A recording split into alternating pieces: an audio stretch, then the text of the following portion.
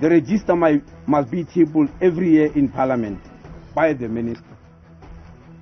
Under no conditions would we like to repeat the embarrassment of what happened with the Guptas. Urhulumente uthi kudingeka inguqu ezimandla kumthetho weli ojongene nembacu. Siyazifuna izindlu zethu because sivotile bathu sivotile ayikabi. Siyazifuna izindlu sanuthatha abantu bale emaSoweto niloko nithi abantu baseSoweto Western area banemali. Abahlali baseMontrose Randfontein balugcwabevu ngumsindo betyhola ngelithi isebe lokuhlaliswa koluntu kwiphondo laseGauteng alibaniki izindlu endaweni yoko izindlu zifunyanwa ngabantu abaphuma kwezinye indawo. Batla badira phoso gape bona mophosa ke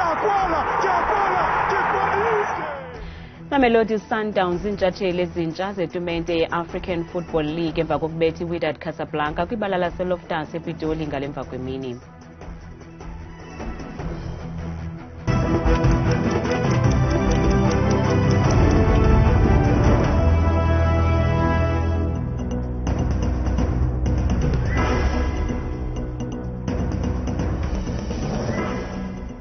Namkele kwindaba zethu ngokuhlwanje andamba indodwa ndamba nophumza sikhumba noyitoliki yolwimi lwezandla botani mzontsundu. Umphathiswa wesebe lemicimbi yezekhaya uGqirha Aaron Motsoaledi uthe thaca uqwebhe liza kunika umhlahlandlela ngemiba yemithetho yokungena ukwamkelwa kwanokuhlaliswa kwabemi bamanye amazwe kweli. Urhulumente ukholelwa ukuba kukho apho abanebatha khona ngethuba kusekwa le mithetho kodwa okaMotsoaledi uthi lisekho ixesha lokulungisa ezompazamo. Namhlanje umphathiswa wesebe lemicimbi yezekhaya uGqirha Aaron Motsoaledi uthe thaca ixwebhu lomgaqo-nkqubo i-white paper elijolise kwenzeni izilungiso kwimithetho engokuhlala kwabemi bamanye amazwe abafudukela kweli kwilinge lokukhusela abemi boMzantsi Afrika. Now, the new policy framework and legislative intervention is required to establish the Immigration Division, whose members are duly qualified to deal with granting of various visas. The current system is unworkable and staff members are completely overworked. So the criteria for granting any form of citizenship must be strictly in accordance with the law. A proper register should be kept for all persons granted citizenship by naturalization by the Minister. The register must be tabled every year in Parliament by the Minister. Under no conditions would we like to repeat the embarrassment of what happened with the Guptas. uGqirha Motsoaledi ubeke kwacaca ke ukuba abaphikisani yaye abalwi nezizwe ezimanyeneyo koko bengurhulumente bazama ukulungisa impazamo abazenzayo ngethuba kusekwa le mithetho kwiminyaka eyadlulayo. So all we are saying is we're not fighting United Nations.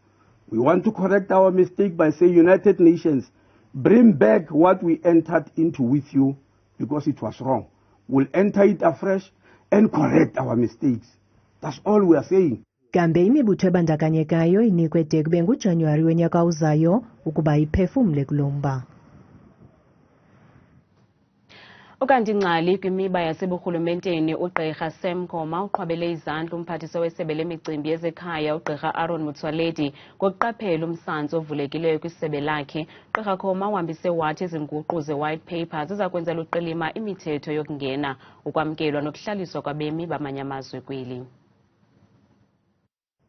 We need to appreciate the leadership that the Minister of Home Affairs has provided in addressing this problem that has been raised in different platforms and also by communities around security concerns and also the challenges of accessing basic services which South Africans are entitled to in terms of your access to basic services such as health, education, welfare, and in most instances, employment opportunities. So the minister is saying, let me not undertake a piecemeal approach in addressing these issues of citizenship, immigration, and refugee protection. Let me undertake a comprehensive overhaul of the system, because he acknowledges that there are gaps in the law that governs these particular aspects.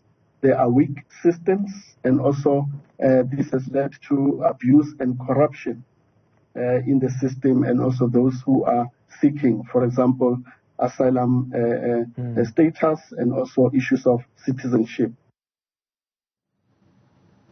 Imimoya iphezulu kubahlali baseMontrose, eRandfontein, eGauteng nekwiphondo laseGauteng. Abahlali bathi kukho unyawo lwemfene kwinkqubo yolwabiwo lwezindlu. Batsho besithi kukho abantu abahlala kwezinye indawo abafike baxhamle kuqala kunabo. Abanye abahlali bathi kudala bafaka izicelo zezindlu apha kwangeminyaka ye-90s. Ukuba ngaba bekungekho ubuqhophololo abantu ngebehlala ezindlini zabo, iyephi imali yayikhutshelwe izindlu? 11 billion rand yonke iyephi? Project ekya 11 billion. Abahlali bakhala ngomnumzana Dr. Nkosi osebenza kwisebe lokuhlaliswa koluntu eGauteng ojongene nolwabiwo lwezindlu. Kodwa walile kuthetha nelijelo. Dr. Nkosi sidiniwe nguwe sicela izitshixo. Bekukudala ngoko uphi? Awufuni ukuthetha nathi, usoyika ntoni? Lide elixesha kudala sikufowunela. Eyona nto ukwazi ukuyenza kukuba nolunya ngakuthi. Sicela uze usinike izitshixo zethu kudala sizilindile. Bakwathi abayazi kuba amaqala omkhosi azifumene njani na izindlu apha. These houses actually are not RDPs. Because of the RDP, according to the legislation of the government, is 40 square meter. These houses are 50 square meter and are having tiles, having carports, as you can see, and some solar geysers, whereby they're going to be even stoves, whereby our Department of Military Veterans is going to be in charge after the completion of these houses. Usodolophu masipala eRand West umnumzana William Macheke uxelele elijelo kuba iofisi yakhe inolwazi ngoku kwaye basazama isisombululo. Amaxhoba ezikhukhula ezathwaxa kanobomi kuKomani eMpuma Koloni ngoFebruwari walonyaka sazama ukubuyisela ubomi esiqhelweni. Ezi zikhukhula zasuba imiphefumlo yabantu ababini zishiya amawaka abantu bengodinga indawo. Umakhulu uNontombi Bhadi una-75 ngomnye wamaxhoba yaye uthi washiyeka eyimpula kalujaca. Umakhulu uNontombi Bhadi oneminyaka engama-75 ongaboniyo lelinye lamaxhoba ezikhukhula ezaquqisa kule ndawo. Uthi iholo yoluntu ababegcinwe kuyo nanjengamaxhoba ezikhukhula yayigcwele kakhulu, nto leyo yamnyanzela ukuba ahambe ayokuhlala nentombi yakhe. Sithe sawuhlala saphinda sabuyela apha. Impahla besinazo zifudulukile, iibhedi azikho, iikhabhathi sasizithengile azikho. Saqonda masithini masithothe idaka silikhuphe bhetere siphindele kule kobugxayiki basikubo kuba asinandawo. Udade wabo umakhulu nokwayintombi nguye onceda umakhulu uNontombi. Nake ndayawutsho ejejeyi ndamangala kodwa ndanile ke mna kuba liwakakwazi ubona udadewethu. Kwathiwa ke phaa kugcwele nabuya ke xa kuthiwa kugcwele ke zonke izindawo bemane kufakwa abantu kuzo. Uyaqonda saye ingxaki yam ke kukungabi nanto. Kusuke yonke ibhedi yonke into khonto right ifestire intoni umkhokho ubotyokile ngamanzi namacango abuxokile umke kwanto phakathi endlini. Ukanti umasipala wase-Enoch Mgijima uqinisekisile ukuba bayayazi imeko kamakhulu uNontombi kodwa ngexesha benceda amaxhoba babengenazo ezakhe iinkcukacha. The municipality is aware of Miss Bhadi's situation. When the shelters were allocated, people living with disabilities and the elderly were prioritized, but it was not the same with her because the municipality did not have her details. When the flood disaster struck, Miss Bhadi was one of those victims who chose not to leave their homes and go to places of safety that had been provided by government. And she then missed out on an opportunity to be recorded. Her name came late with the assistance of the ward councillor, who, when she was mopping up after the floods, she happened to meet Miss Bhadi, and her name was forwarded and recorded. And she has now been prioritized on the 78 temporary houses that are being erected now.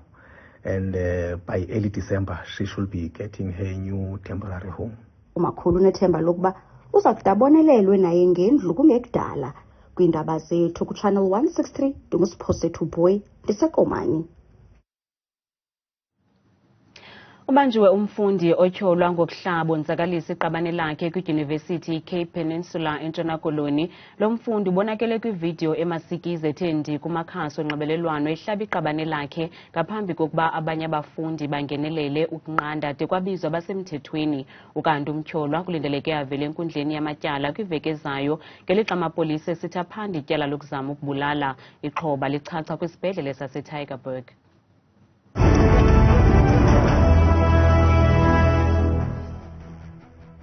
Sinibuse kwakhona kwinqaku lethu lokuqala sithe umphathiswa wesebe lemicimbi yezekhaya uGqirha Motsoaledi uthe thaca uqwebe liza kunika umkhombandlela ngemiba yemithetho yokungena ukwamkelwa kwanokuhlaliswa kwabemi bamanye amazwe kweli.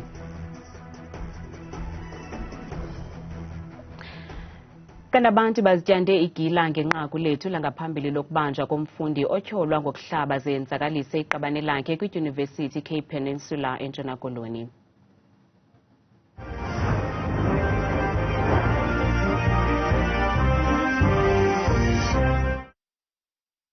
Makagwetye inkundla ingabi imosha ixesha apha ngoba akho ubungqina nabuya ubungqina anganikwa nalo bheli masikizi into enzileyo khona azofunda isifundo ngale nto enzileyo. Hayi liyavithuse kakhulu sengazuthi lo mfundi inkantolo engasenza isibonelo ngaye nabanye basacabanga ngempela kwenzeka isibonelo bemgwebe engazuthi ulokhu uzabamnika isigwebo sentambo kodwa nje gwetshe ngendlela engephinde ephuma ayibuhlungu leya nto leya. Kubuhlungu kwelizwe umuntu omnyama ubulala onye umuntu omnyama kabuhlungu. I wish bengayibukelanga la video umoya wami wonakele kakhulu. Makabanjwa angaze aphinda aphume imbi lanto ayenzileyo. Yazi yamasikize lenziwe lo mfana. Athi angathatha faka kwezimnyama urhulumente angamkhuphi tu.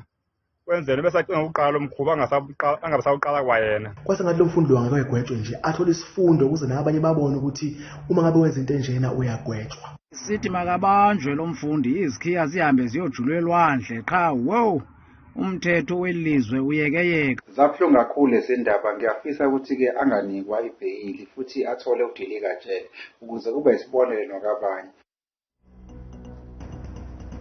Uviyelwa Shumi uthi makabanjwe agwetywe futhi kuba imbi kakhulu into ayenzileyo imasikizi anganikwa nebheyili azokwazi ukufunda isifundo angazaphinda yenze lento ayenzileyo. Thamsanqa Nduna Hlwele uthi hayi msasazi ingathi kulula nje ukusuka uhlabe umuntu kweli lizwe ingazi kumthetho ukhe wenze isibonelo ngaye lo utshe kucendane. Xolani jize Sihlangu uthi makayejele qha umthetho walapha uzobe usithi umrhanelwa kodwa ibe icacile into. Bukelo ngaphefumla kwimixholo yethu sebenzise le nombolo ka WhatsApp nengu 071 670 2548. Indandane emiboniso panya kwanomdlali weqongo ophume izandla umnumzana John Kani uwongwe ngomqela wakhe kwelicandelo lemiboniso panya lokakani uthiwe jize ngewonga le-Officer of the Order of the British Empire eyaziwa nge-OBE ngukumkani waseBritani uKing Charles III. OBE liwonga eliphezulu eBritani elinikwa abantu ababalaseleyo nabagqwesileyo kumacandelo abo.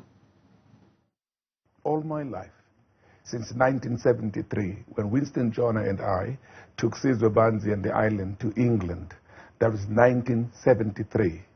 And 50 years later, I get this email from the Lord so-and-so Chamberlain about would I accept this honor of the most excellent officer of the Order of the British Empire.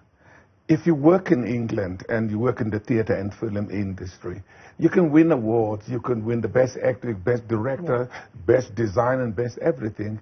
But they, as British people, as UK citizens, are working or hoping that one time they too will be honored in this category of the OBE, CBE, CBK and all that. This is a truly acknowledgement of my work and our contributions as South Africans in the entire sort of world theatre and film industry. Mawethu masilumkise abo banenhliziyo ezibuthathaka ngelinqaku ilizwe lakwaSirayeli lithi likulungela ukuhlangula abantwana kwisibhedlele esikhulu saseGaza nekulapho amagosa asePalestina etyhola ngelithi kubulewe imveku ezimbini kwaye ezinye zisemngciphekweni. Kanti ilizwe lakwaSirayeli liyaziphika izityholo zokuba lihlasele isibhedlele i-Al-Shifa kodwa liyavuma ukuba linquzulene neHamas kule ngingqi. Umkhosi wezokhuselo wakwaSirayeli utyhola iHamas ngokusebenza kwitonela elingaphansi kwesi sibhedlele, nto leyo iphikwayo yiHamas. Ukanti inkulumbuso yakwaSirayeli umnumzana Benjamin Netanyahu uyibethelela into ekudala eyithetha yokuba ufuna ukutshabalalisa nya iHamas. Lo kaNetanyahu uthi uSirayeli uza kungena eGaza nangaliphina ixesha ufuna.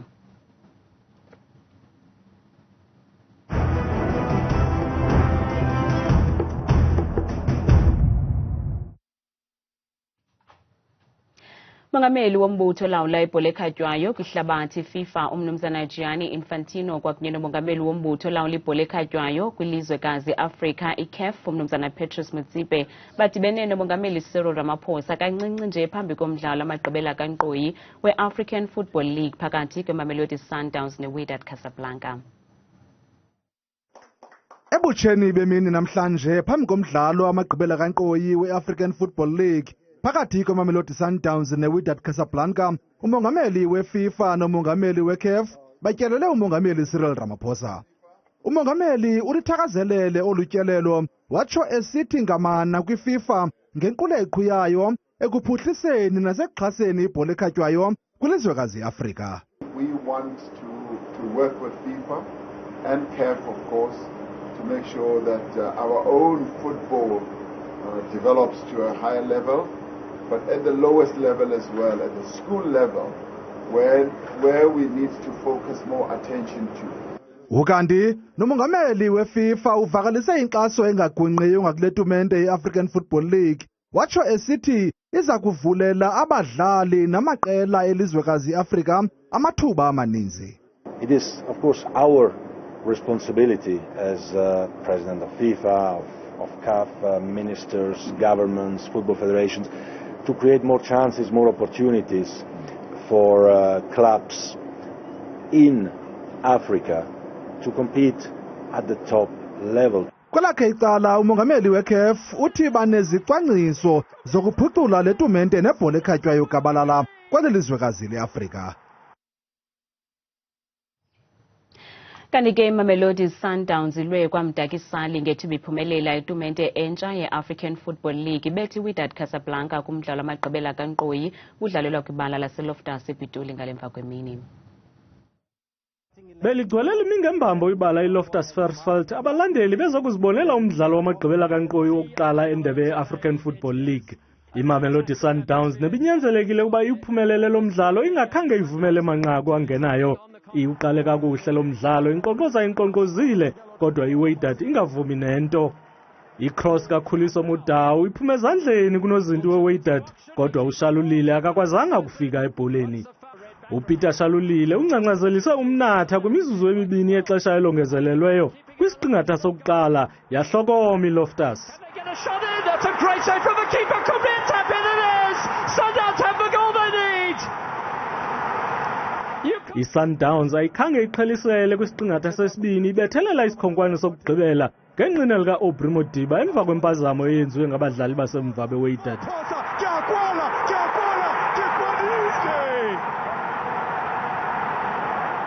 iWydad nebingabonakalisi lwamvila kulo mdlalo inqanda amanzi engena endlini ngethuba unozinti esohluleka ukuchitha ibhola kaMashelo Alende.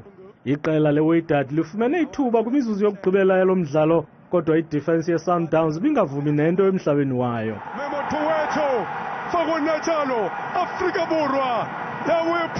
Iqela leSundowns lenze konela ke liphumelela ngeaggregate yamanqaku amathathu kwamabini iphakamisa indebe yokuqala ye-African Football League. Kanti uThabile Makhaphela selengqangile nemozulu.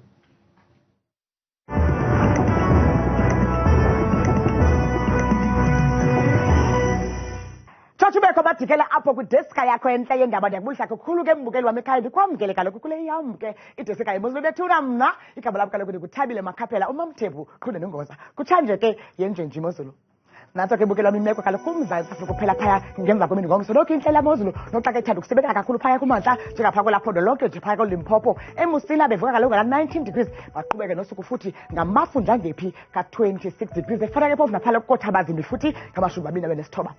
Thatha ke imozulu bukele phaa kubathophondo wethu onke apha eMzantsi Afrika sihlala ke ngoyokuqala phaya eMpuma Koloni ko-Alvani bevuka phaa kuyabanda ekuseni ngesasithoba noke bendihlala ke laa mozulu phaa emini futhi ngo-27 degrees.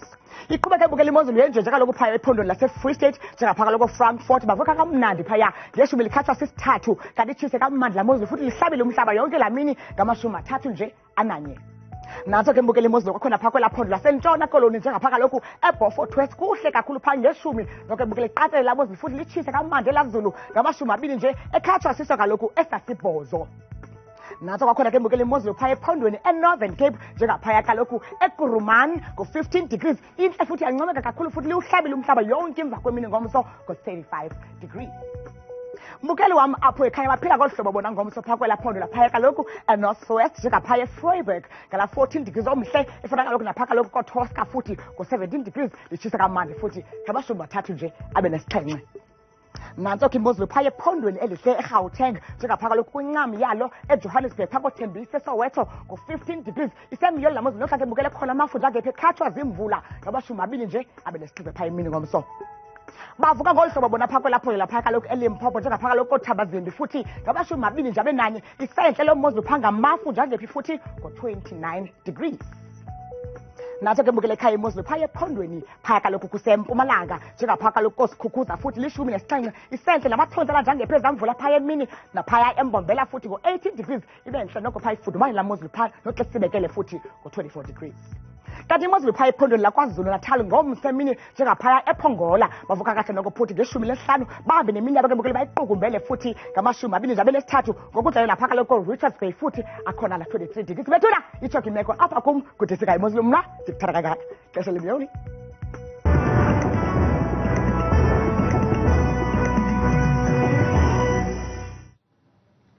Bukele ungazifumana izindaba nezinye kwiqonga lethu le-YouTube nelithi Iindaba Zethu 163 kamnandi mawethu.